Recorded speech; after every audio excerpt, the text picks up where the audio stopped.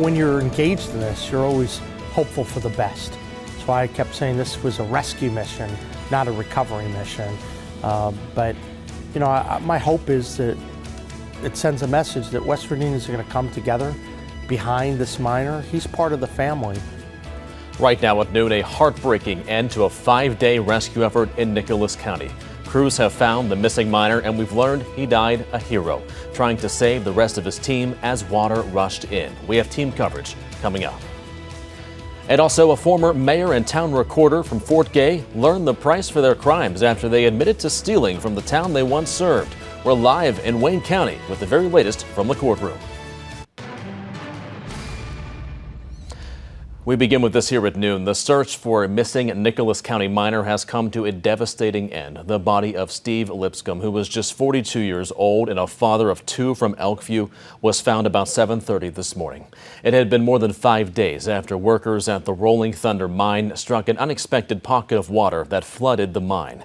The mine's owner, Alpha Metallurgical Resources, says that Lipscomb was last seen ensuring his crew of 17 made it out safely. We have team coverage from Nicholas County this afternoon, where news just broke there hours ago. Our reporter Bob Aaron joins us live from the Rolling Thunder mine entrance, and Hannah Klein just spoke with community members who have been watching this unfold all week long. Bob, let's start with you today. Well, Steve Lipscomb is being described as a hero trying to save the rest of the crew as the foreman when what's described as an inflow of water came through.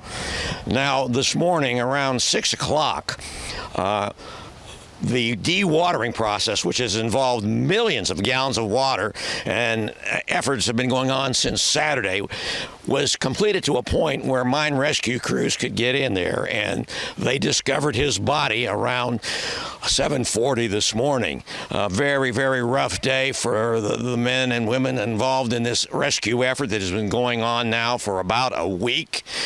Very, very difficult. The veteran miner described as a hero. He was the foreman on the shift. He was trying to get his crew out, making sure that everyone had gotten out safely, and he did not make it out himself. We heard from the governor earlier this morning. He broke the news to the public and spoke with us. Here's what he had to say.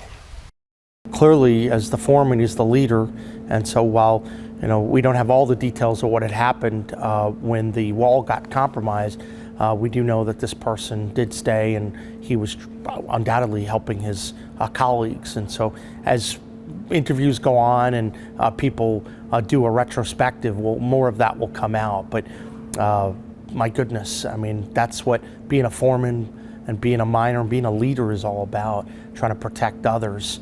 And it's just unfortunate we had this outcome. Now that the rescue and the recovery have taken place, an investigation will begin to determine exactly how this took place. The mine does have some history of safety violations, but it's not clear exactly what happened yet. The company did describe this huge inflow of water that came into the mine last Saturday and created the situation that took this man's life. Reporting live in Nicholas County, I'm Bob Aaron for Eyewitness News. Bob, thank you. And our Hannah Klein is also live right now in Nicholas County. Hannah, you spent some time talking with community members today. How are people coming together right now during this tragedy?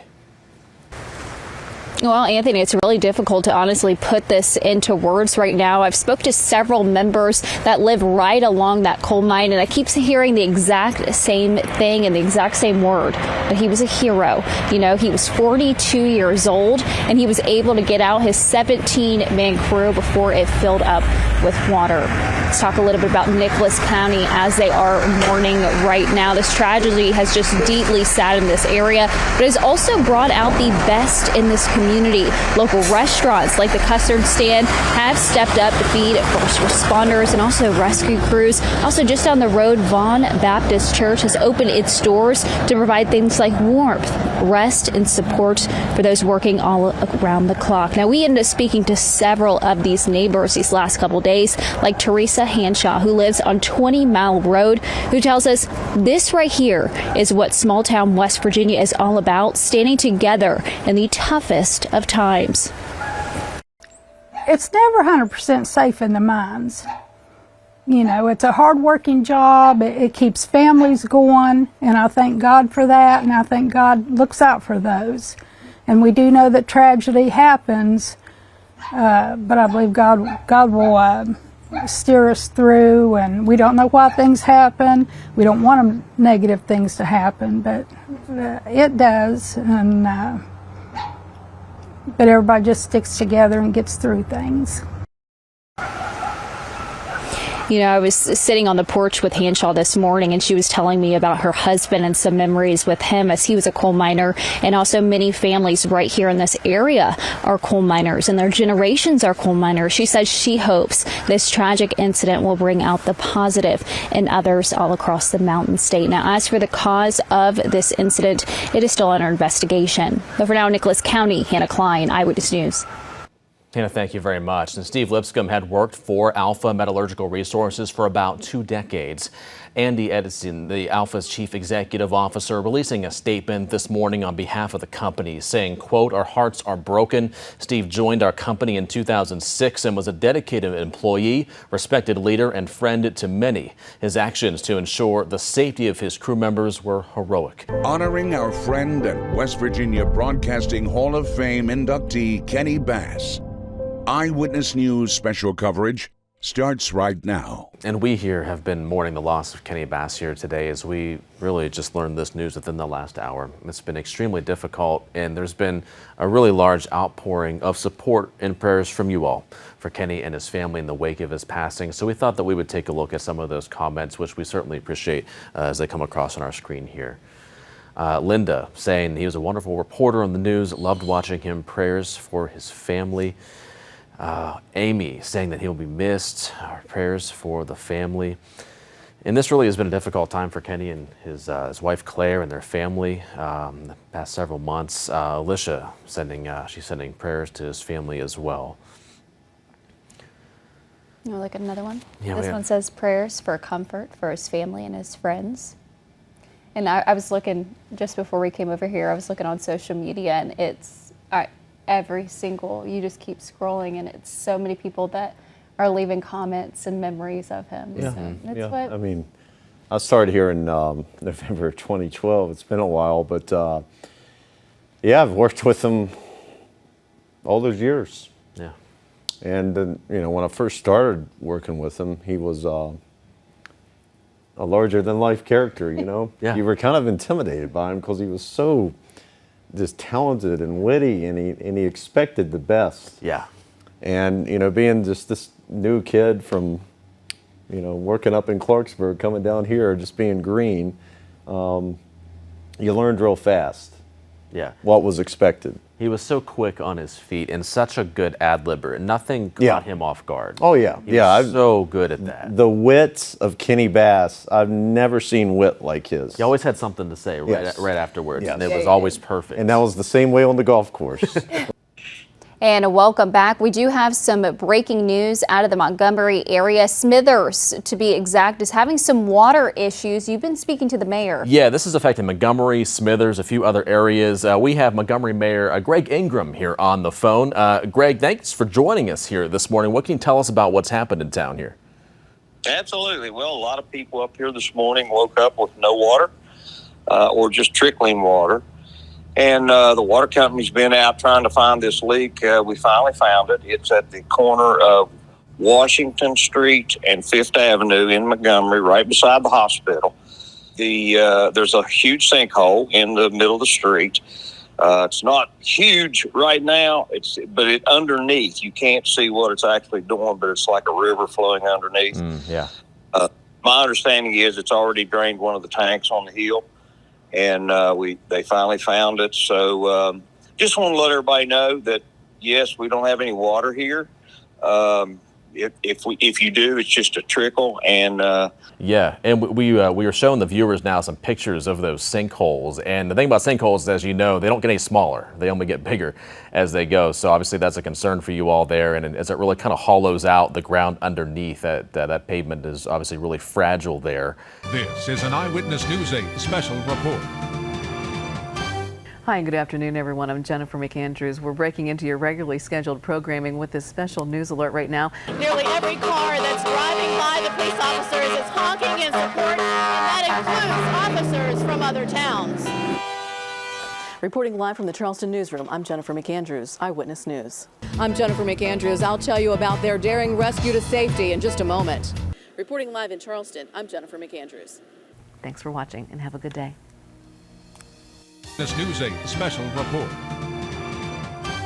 How about that old special report little banner right there? Thanks so much to Kaylee who put that together. She's our producer sitting back there right now. Just an amazing job finding all that because some of those clips went way back. I can imagine. It looked like a lot of hard work to go through all of that. And not only find it, but back in the day, it had to be a little bit challenging too, you know? But yeah, now, those things are on tapes that we don't even have machines for. So I don't know how she did it. Kaylee, you're awesome.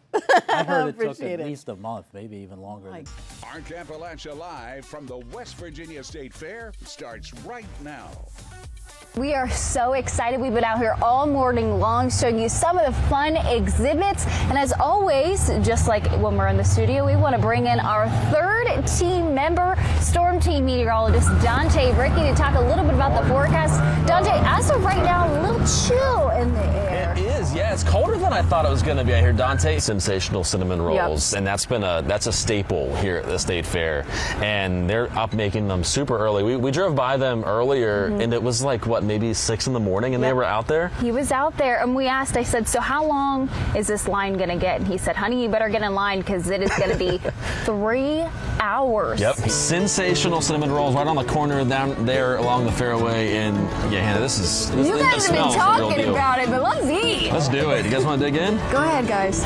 All right. Can we talk about how thick? Look at how decadent this is. Very fresh, very warm. Icing is delicious. And you can really taste the cinnamon. It's warm. Now 10 straight days now for the State Fair, 100th anniversary. You can't beat it. Can't beat it. From our family to yours, make it a great day. Let's bring in another member of our crew here to try these cookies with us. We have Hannah Klein out there. Hannah! Hannah got a cookie ahead of time, so we're all going to try these together. Why not? Okay, go for it.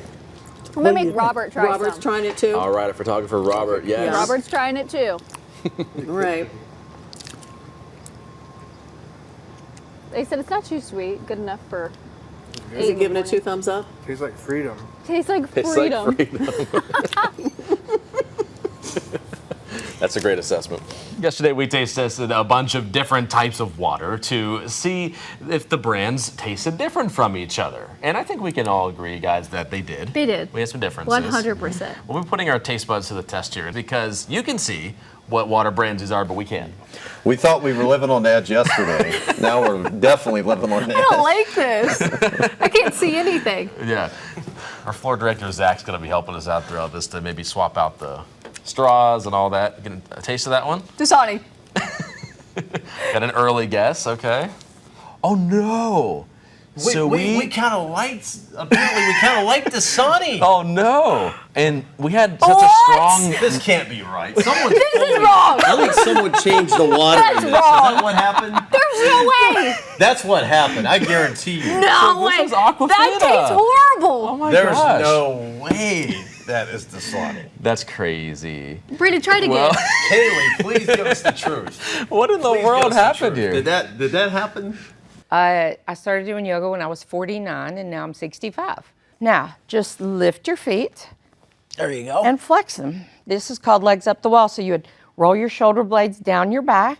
And if you were up against a wall, you know, this would be much more restful if we weren't trying to hold our feet up. Yeah. To teach us how to make guacamole. We were going to do it on our own, and we thought, We'll leave it to the professionals. Leave it to the Like, professionals. we got Walter Lugo and Sammy Bumpus here from Cozumel on the River. Guys, thanks so much for coming in. You brought in all kinds of ingredients here. oh, So, let me serve All right. a little bit here. All look right. at the color. And the best part, too, is, Walter, as you were saying, this is fresh. I mean, you made this right here in front of us. Walk back into the camera. Give him a high Where's five. Dante? The segment is called Where's Dante? The question, Look, give him a high All right, five. here we go, Anthony. Put your hand up. Boom. Oh, got it.